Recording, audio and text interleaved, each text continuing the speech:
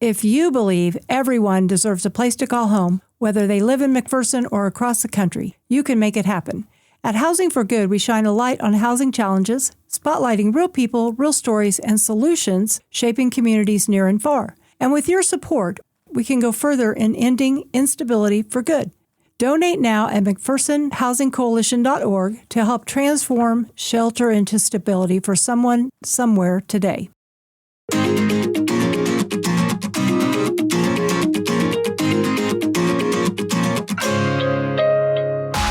Welcome to Housing for Good, a podcast dedicated to housing topics and issues affecting our communities in McPherson County and beyond.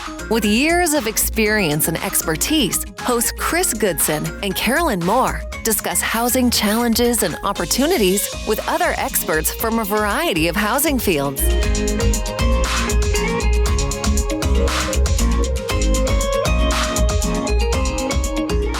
Hello, and welcome to this week's episode of Housing for Good. I'm Carolyn. And I'm Chris. Okay, Chris, what news do we have?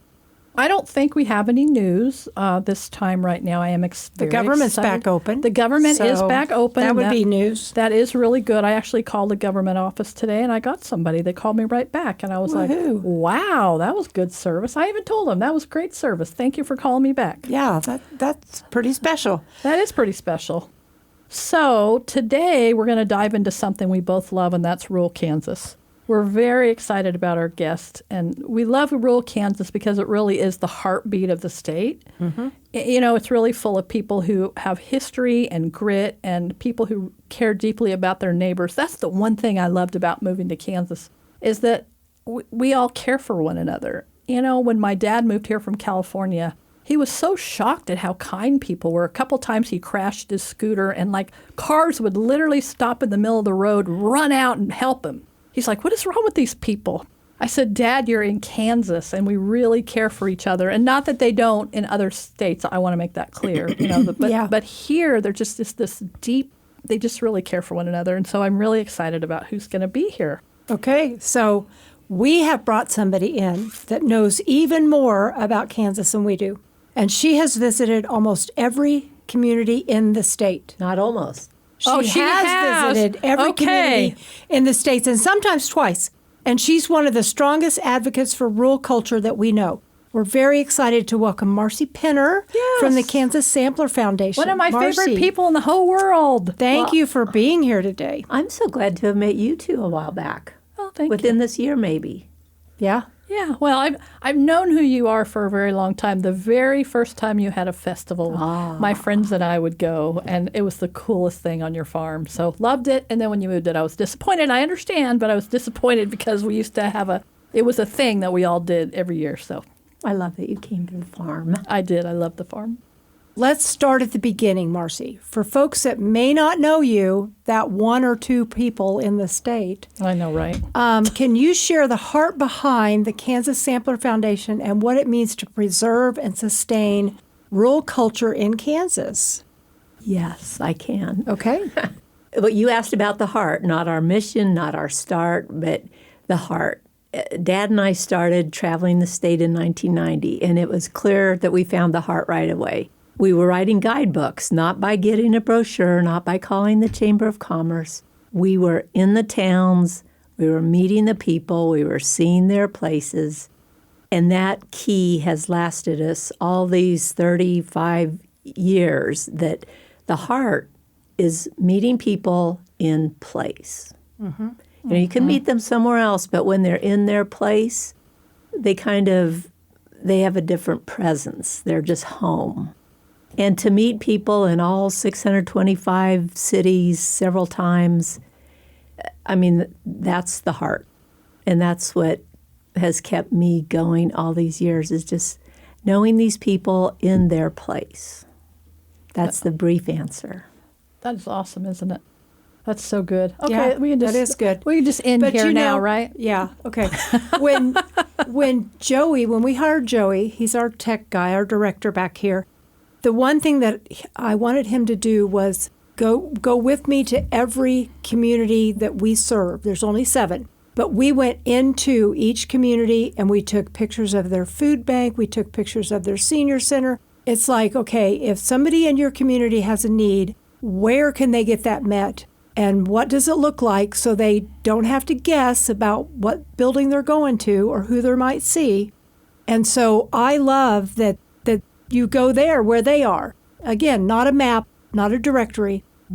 I bet that made a difference for you. Yeah, it did. Because not only did you see the food bank, but you got the feel of Yes. where it was, the context. It makes a big difference. It does. Yep. It makes a huge difference. So when you walk into a town, do people just know who you are?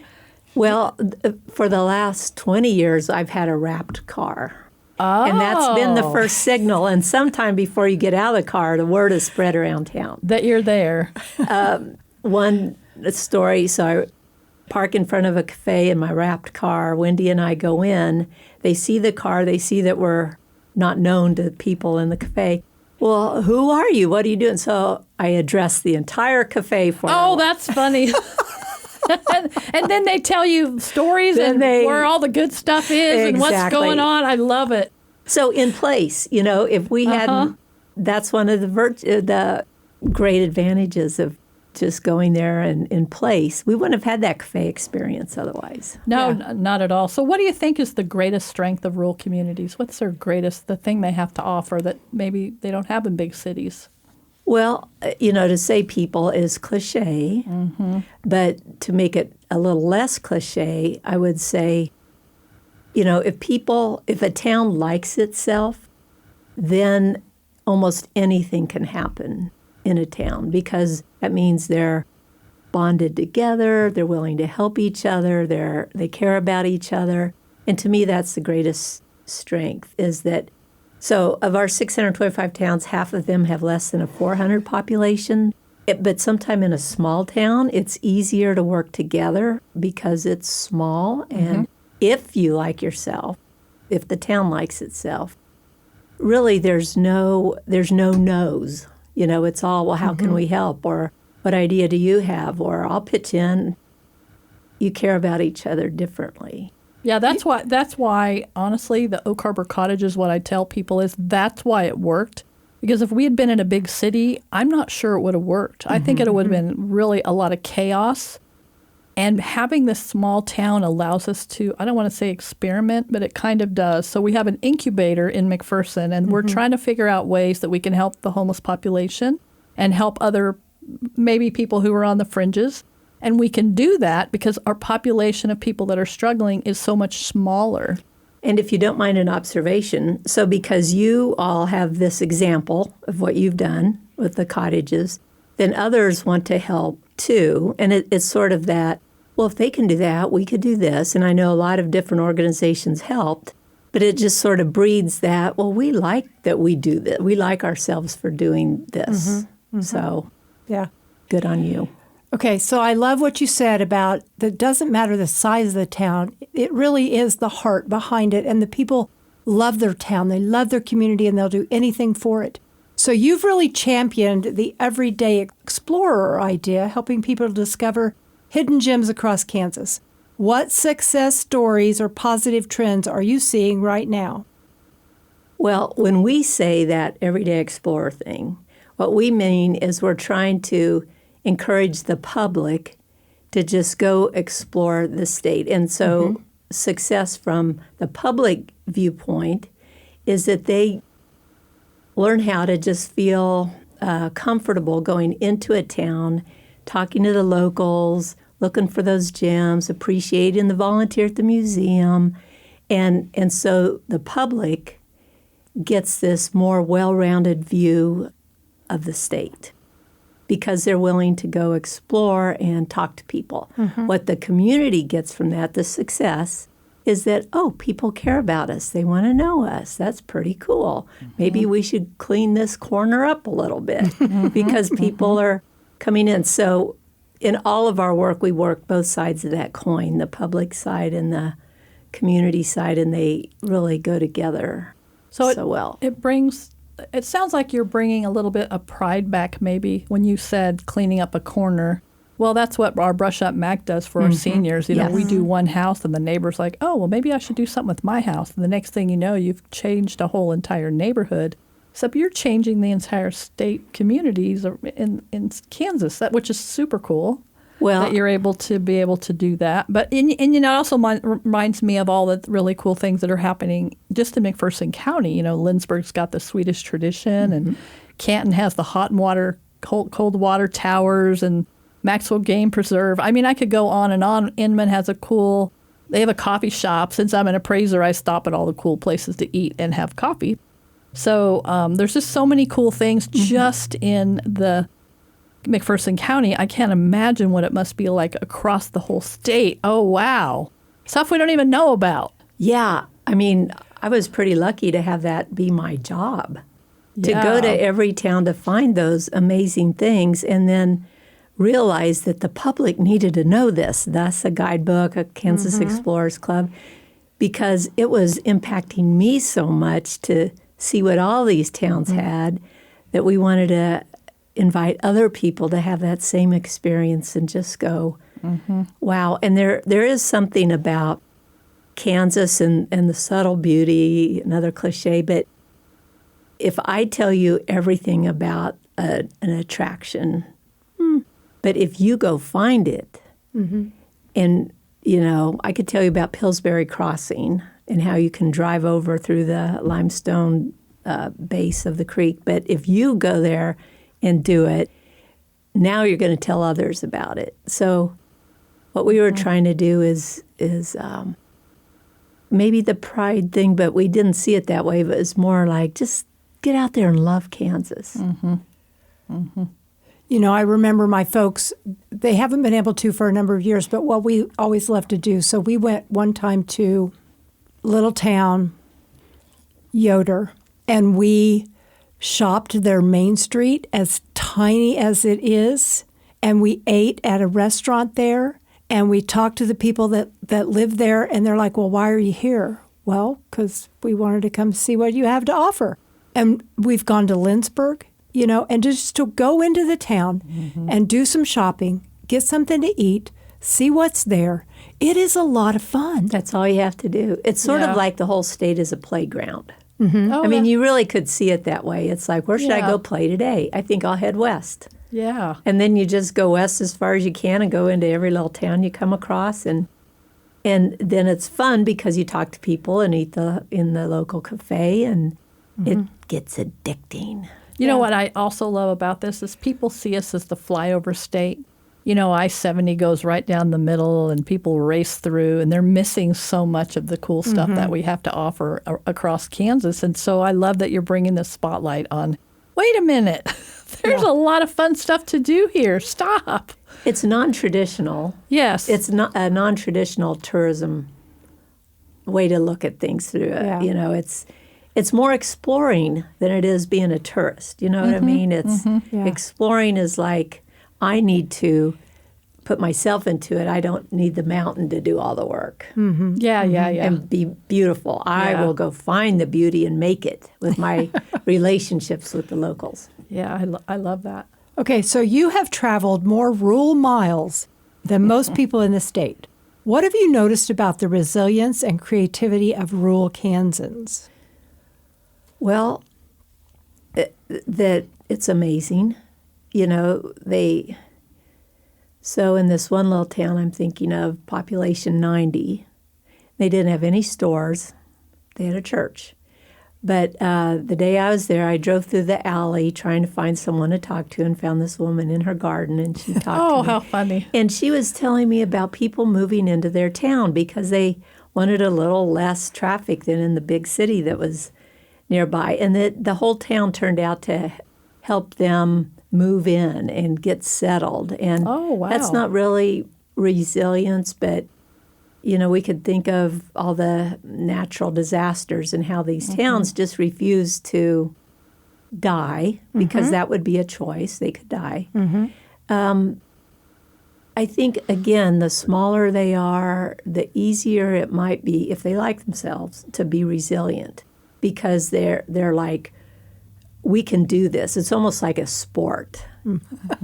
And sustaining a small town or a town of any size is one of the hardest challenges there is out there. So, if you let everyone get involved then it feels like you're a part of something. You know, so just keeping a town thriving is a test of resiliency, probably. So every community, whether they're rural or not, they face challenges. From your perspective, what are the biggest pressures facing rural Kansas today? Let's start with housing. Okay, Oh, good let's do answer. that. Yes, let's do that. I mean, there's probably the top 5: housing, childcare, healthcare. Broadband is improving greatly. Access to food is up there. I feel like I'm missing a really big one, but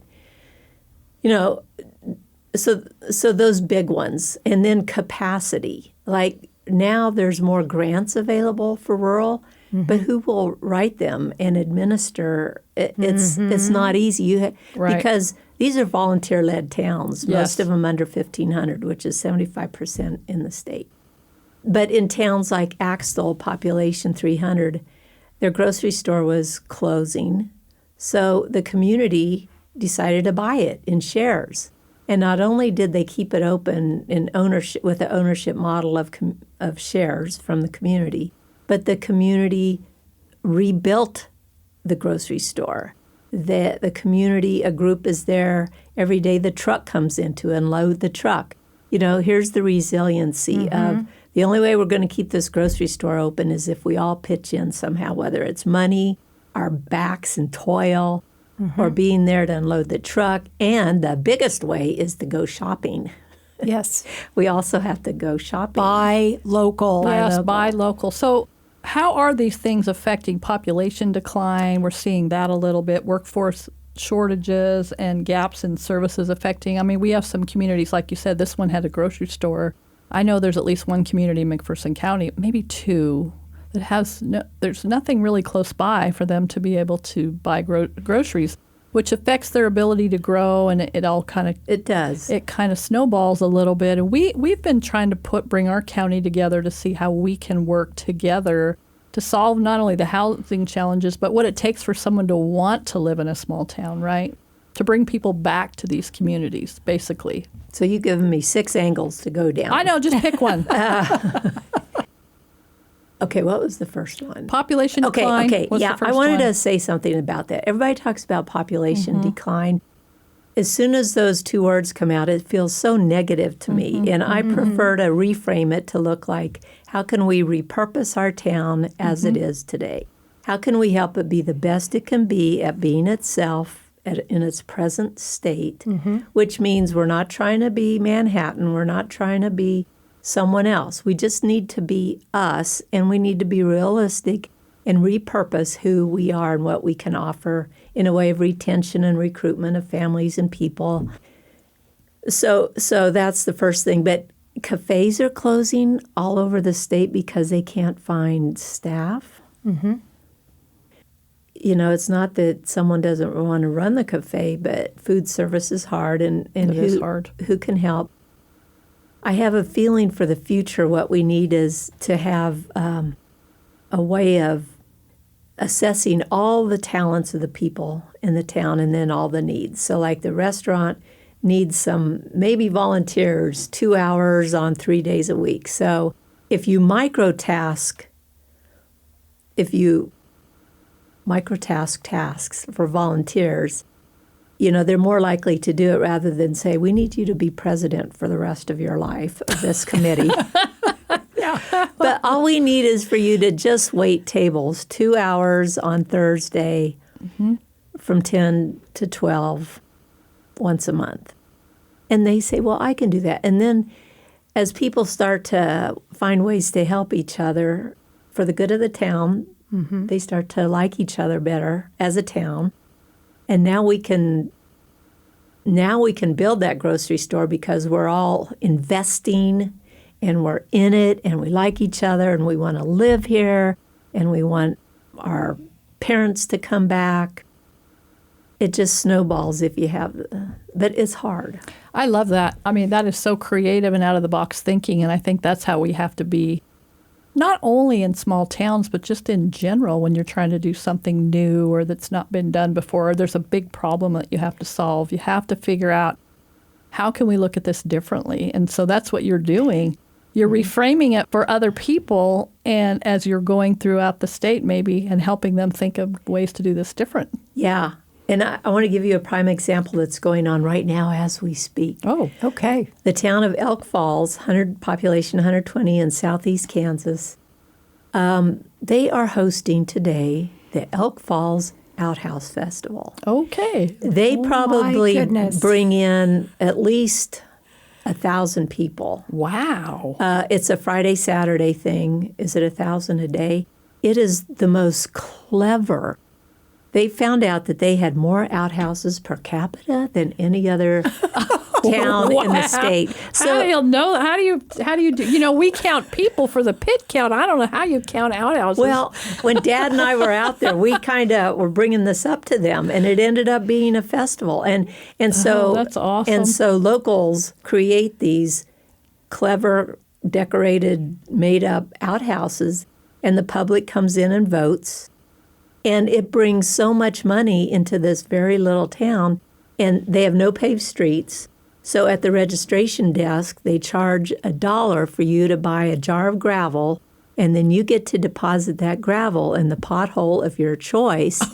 and that, my friends, is how the roads get fixed in Elk Falls. that so is awesome. if you're listening, this might be too late when this airs. Oh, wow, I love it. Well, it'll be there'll good for next year. year's Okay. festival. Yeah, it'll be good for The next Friday, year. Saturday before Thanksgiving. Wow. Go fill the potholes in Elk Falls. Oh, I love Oh it. my gosh, I love that. Okay, that is creativity I at its know, very I best. know. 190 people. No, 120. 120 people. And you can't believe what it's done for this town. I mean, the ladies who quilt hang all the quilts in this church, and people come in, and there's some way to give some money, and they have food trucks, and the one business in town, the pottery shop, gets lots of business, and maybe people go to the post office too. But Oh my it's gosh. That's so good. It's adorable. That doesn't. It's just a way that this town says we're fighting for ourselves, and we Yeah. have fun, and we like ourselves, and come join us. And people do. Oh, I absolutely love that. That is the greatest Let's story. hang up right now and go. We Okay. can still I get know. there. Can we still get there today? We can. I can honestly say I've never attended An something outhouse like that before. Outhouse Festival. But I love it. It's so Clever. So clever. Yeah. It's like, what in the world? So, yeah. All right. Yeah, You've talked before about misconceptions, either from people who live in rural Kansas or those that don't. What misunderstandings hold communities back? Even from within? Mm-hmm. Mm-hmm. Well, I might get thrown out of the state. If That's okay. Say it. We're still here. They haven't tossed us out yet. Well, sometimes people who are a little bit older need to give up their titles and get younger people involved. Because the gold is recruiting or retaining young people with families in a town. And those people need to feel like they have a say in what goes on. They want their voices heard. And if you're older listening, go ahead and stay in power. If you are a good listener and you're a supporter of these ideas, then power to you. And it's hard because you have all this experience and know-how, and you think, well, I'm still super valuable, but sometimes it's not your knowledge, it's the way it's messaged that needs to be refreshed. So I think a misconception, well, we need all ages to be involved. Let's put it that way. Well, and I love what you said because we talked to somebody just a few days ago and they said this. They were saying this about their own church. And they said, Mrs. So-and-so knows everything about this committee and all the history, but she had to step away for somebody younger to step in.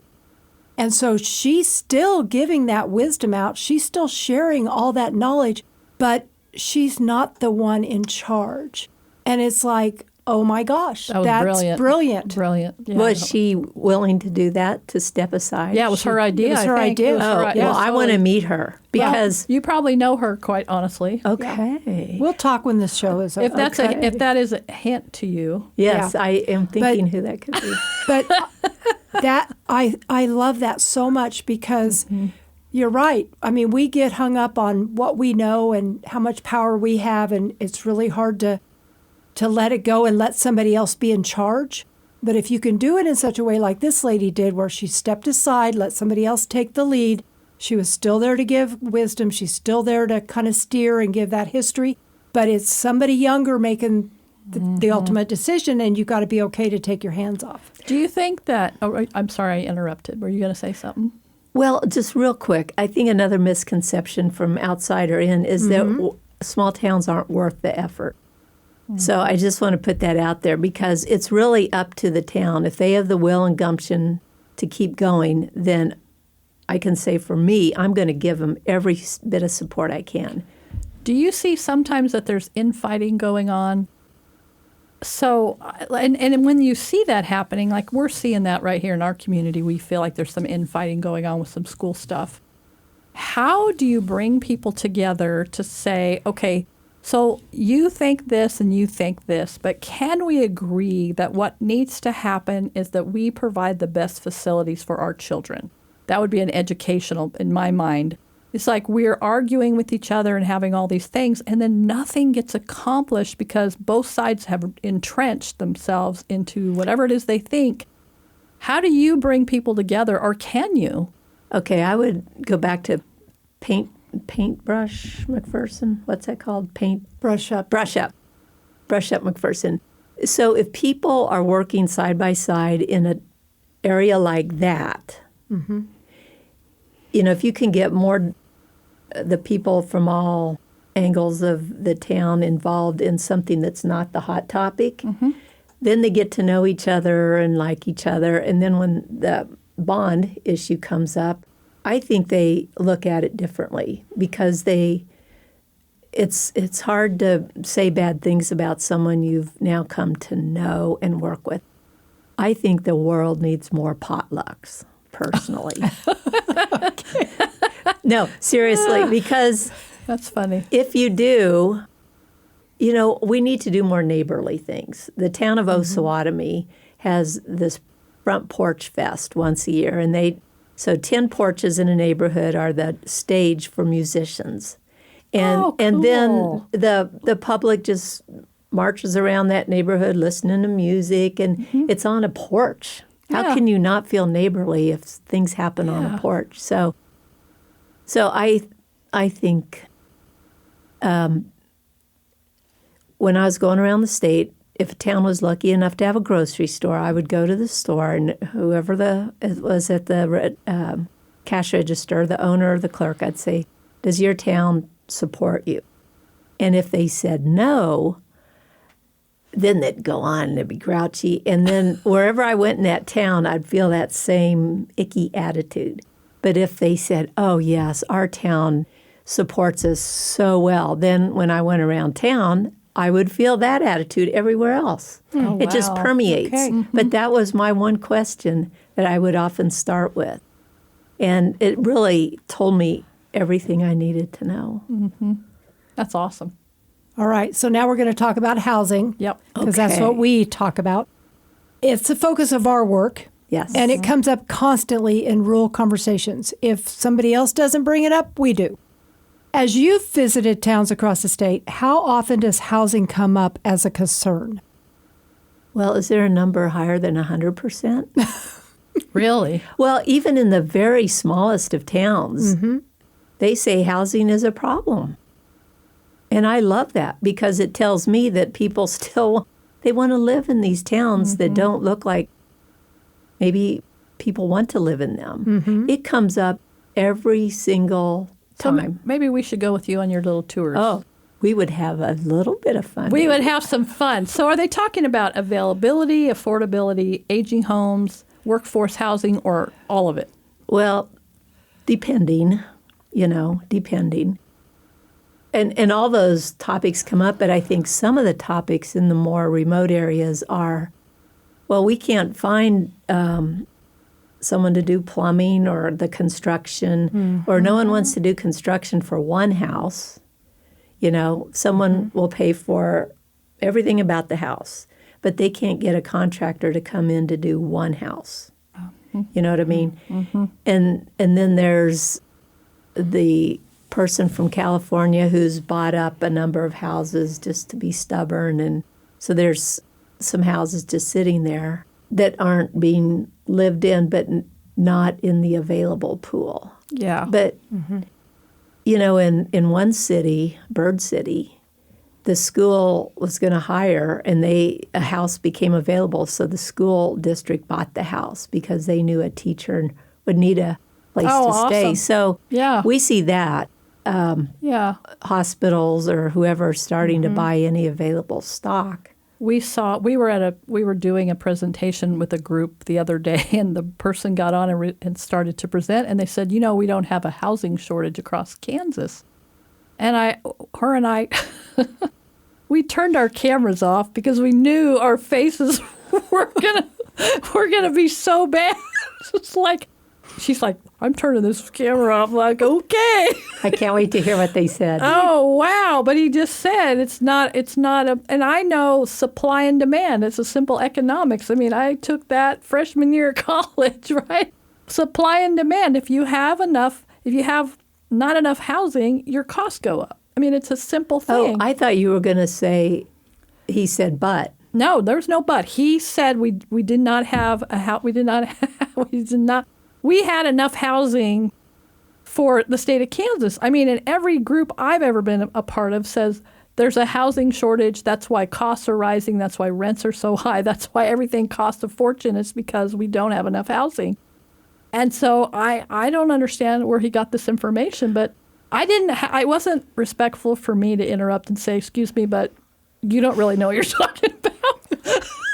No, well, the respectful thing to do was turn the camera off. Well, good on you. Which Carolyn Good did. job, you guys. But even in the remote parts of the state, they need, everywhere. Yeah. Everywhere. They need housing, decent, affordable housing that people can afford.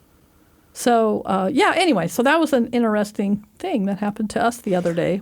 Wow. So have you seen rural communities take creative ways to build housing? Have you seen anything that you thought was really cool? Yeah, I'd start with this city of McPherson.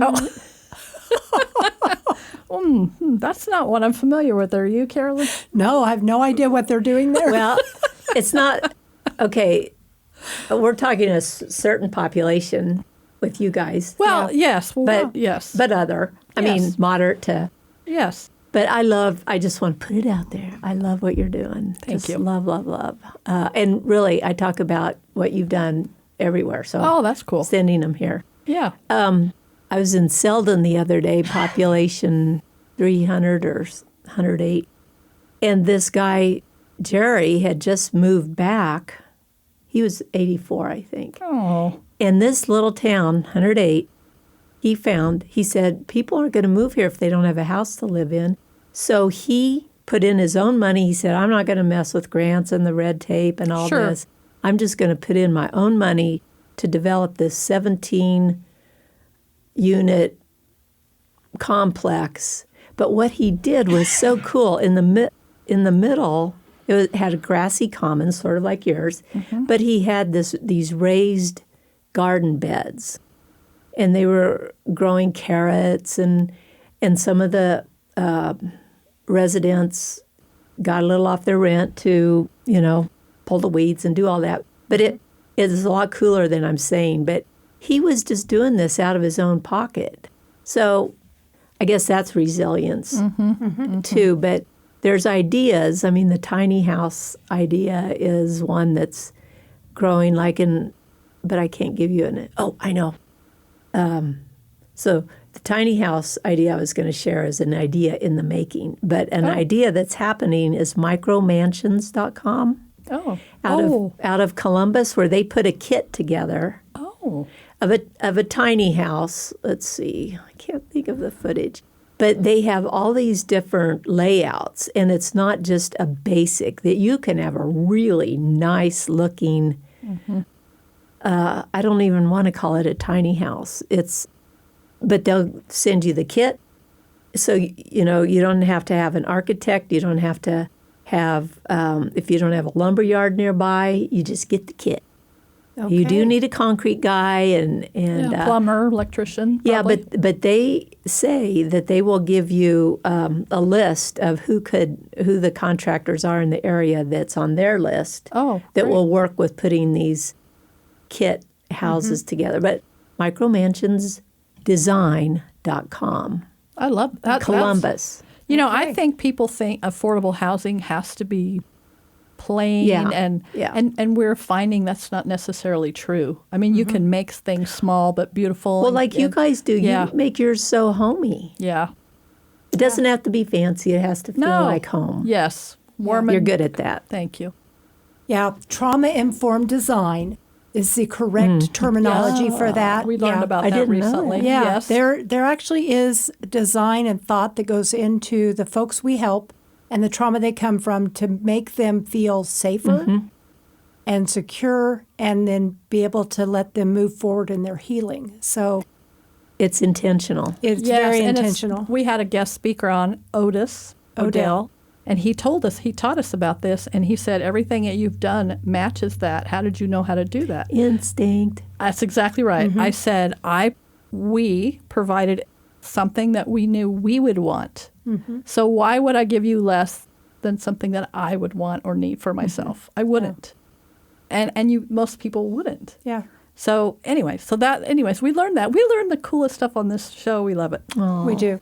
Okay, Marci, looking ahead, how can partnerships between nonprofits, local leaders, housing advocates, foundations like yours strengthen rural Kansas in the next decade?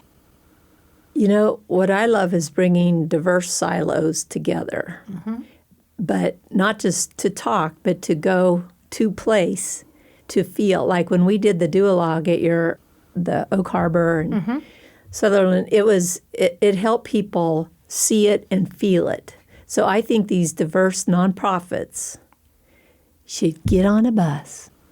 No, really, and just really immerse themselves in the different parts of the challenge that we should all share.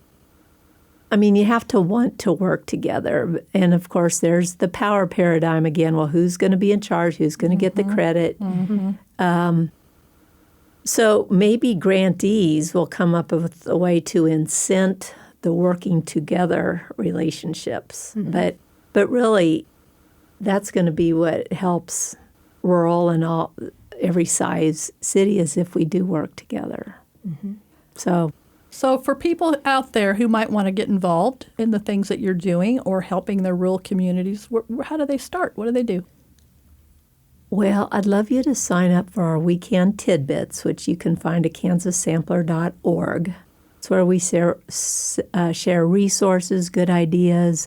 It's kind of the way to get into the network. And then we do conferences and for the community doers, and then we do events for the public who wants to know rural, the Kansas Road Trip pop-ups and other things. And, just start by exploring. Get out there, explore, and volunteer. Like, come talk to Chris and Carolyn. I mean, there's just a few. I bet there's some micro tasks you could give people. Yeah. Like something. Putting mulch down. Putting mulch down. Putting mulch down. Because you feel different about a place when you get involved. Yeah. So if somebody wants to contact you, I don't think we've talked about that at all. How do they do that? Website, phone numbers? What's the best way to contact the Kansas Foundation? Marci at kansassampler.org or our Facebook page, Kansas Sampler Foundation. But I am taking my own advice, and I'm ceding the directorship to Simone Elder January 1. It's not that I don't think I still have good ideas and don't love rural Kansas anymore, but I think the messaging, it's timely for a refresh on the messaging. Simone understands our work so well, the why, that she'll continue. But my job is going to be to support her spreading her wings and being awesome. Oh, that's awesome. To help rural be that awesome. is what this one woman told us somebody else did. I know. In I that know. prior little conversation we had, I she's know. doing exactly what you need to do to get the younger folks involved. I love it. So, Marci, thank you so much for being with us today. Well, you're welcome. I think you Yes. two are awesome. Oh, well, thank you. This work really helps people understand that rural Kansas is not fading. It's not less than. It's not less than. It is changing. It's evolving. And the more we learn about it, I think the stronger we all will become. I love it. So for our listeners, thank you for joining us for Housing for Good. Strong communities start with housing, and together we can make a difference one family, one home, one town at a time. If you would be interested in being a guest on our conversation, Housing for Good, drop us a line, leave us a review, get a hold of us at housingforgood@mcphersonhc.org. Thank you for listening. And have a great day.